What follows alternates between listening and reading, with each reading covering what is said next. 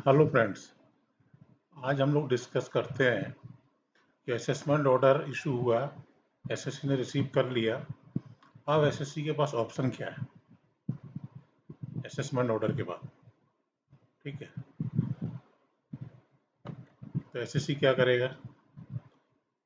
सबसे पहले assessment order को रिव्यू करेगा, खुद से या टैक्स एडवाइजर से या सीए से। उसको चेक करेगा, इनकम टैक्स रिटर्न जो फाइल करी टैक्स कंप्यूटेशन से, टैक्स ऑडिट एप्लीकेबल हुआ तो टैक्स ऑडिट रिपोर्ट से मैच करेगा, फिनेंशियल से मैच करेगा, देखेगा टैक्सेबल प्रॉफिट बराबर है, टैक्स लायबिलिटी ठीक है। उसके बाद फिर अब क्या है उसके बाद ऑप्शन? देखो, अगर टैक्स लायबिलिटी और टैक्सेबल प्रॉफिट उसके हिसाब से है और एसएससी को कोई प्रॉब्लम नहीं है उससे, और अगर असेसमेंट ऑर्डर में कोई डिमांड है टैक्स की जो एसएससी एग्री करता है, तो उसको पेमेंट करें और क्लोज करें, और कोई ऑप्शन नहीं है उसके अलावा, क्योंकि असेसमेंट से आप एग्री हो।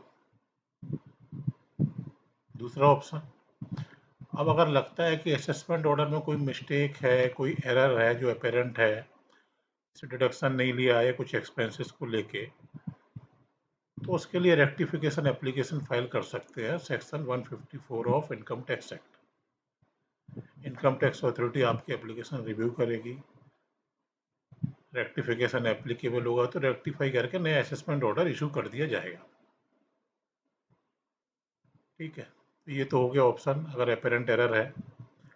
अब मेन क्या है, अगर एसएससी सेटिस्फाइड नहीं है असेसमेंट ऑर्डर से और उसको लगता है कि चैलेंज करना चाहिए या लिटिगेशन में जाना है, तो इस समय उसके पास दो ऑप्शन बचते हैं। करेक्ट, या तो सीधा अपील में जाएगा सीआईटी अंडर सेक्शन 246A, और उसको लगता है कि कौन इतना टाइम लगा है, या उसको लगता है लाइबिलिटी इतनी बड़ी नहीं है, या जो भी अदर रीजन है, तो सेकंड ऑप्शन इधर है कि वो रिवीजन में जाए सेक्शन 264 सीआईटी। सेक्शन 264 पता है, बेनिफिट ऑफ एसएससी है।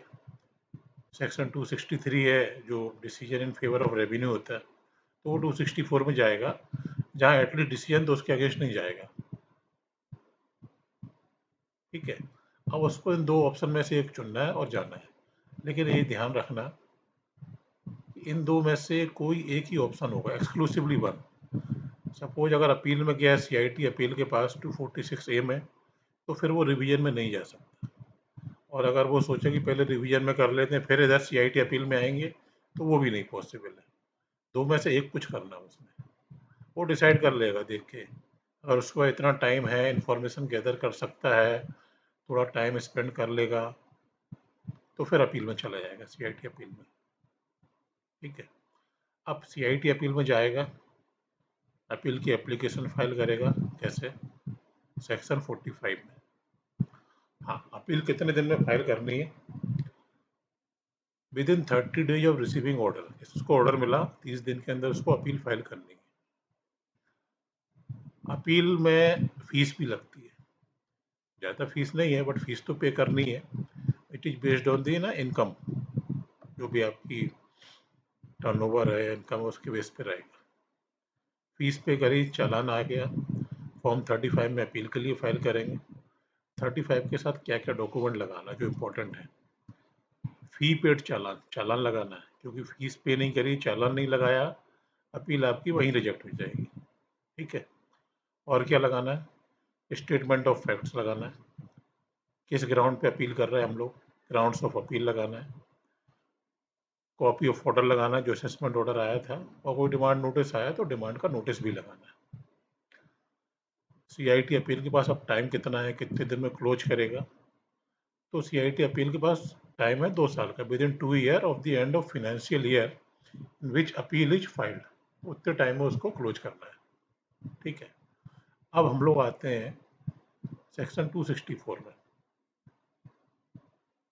तो एसएससी 264 में अगर जाना चाहे तो यहाँ भी जा सकता है, एप्लीकेशन फाइल करेगा रिवीजन के लिए। इसमें टाइमलाइन है उसके पास 1 साल का, with in 1 year of receiving the order, assessment order. ठीक है, अब इधर सीआईटी के पास टाइम कितना है? सीआईटी के पास टाइम है with in 1 year from the end of financial year in which an application is filed by the assessee. और डिसीजन तो देखो एसएससी के अगेंस्ट नहीं आएगा, फेवर में आ गया अच्छी बात है, बट अगेंस्ट नहीं जाएगा क्योंकि ये सेक्शन बना ही इसीलिए डिसीजन एसएससी के फेवर में आए। तो एक चीज बस क्लियर है कि या तो सीआईटी अपील में जाएगा या रिवीजन में जाएगा, अगर वो चैलेंज करना चाहता है असेसमेंट ऑर्डर को। करेक्ट। अब इसके बाद क्या? सीआईटी अपील का डिसीजन आया और एसएससी उससे भी सेटिस्फाई नहीं है, तो सेकंड अपील में जाएगा ट्रिब्यूनल के पास, जहाँ उसके पास 60 दिन का टाइम है, 60 डेज का, with in receiving of the order from CIT appeal. अब 264 रिवीजन में अगर ऑर्डर आया सीआईटी का, तो वो सोचे कि चलो अभी सीआईटी अपील के पास जाते, तो नहीं, वो नहीं, पॉसिबल नहीं है। फिर इसके अगेंस्ट आप जाओगे ट्रिब्यूनल के पास, आईटीएटी के पास, क्योंकि सीआईटी अपील के पास जाने का ऑप्शन ही खत्म है यहाँ पे। ट्रिब्यूनल में फिर अगेन वही 60 दिन का टाइम, विद इन 60 दिन आपको ट्रिब्यूनल में अप्लाई करना है, ट्रिब्यूनल में फाइट करना है, ट्रिब्यूनल का डिसीजन आएगा, फेवर में आ गया अच्छी बात है, और आगे लड़ना है। क्वेश्चन ऑफ लॉ है अगर कोई, तो हाई कोर्ट जाए, सुप्रीम कोर्ट जाए और आगे फाइट करें। बस हाँ, असेसमेंट ऑर्डर को चैलेंज करना है तो पहले असेसमेंट कर लो, देख लो, सीए से समझ लो कि अपील में जाना है 246 ए में या रिवीजन में जाना है 264 ए में, क्योंकि कोई एक ही मिलने वाला है इसमें। ठीक है, ठीक है फ्रेंड, तो आज के लिए बस इतना। नेक्स्ट वीडियो में हम लोग देखते हैं अगला। Thank you.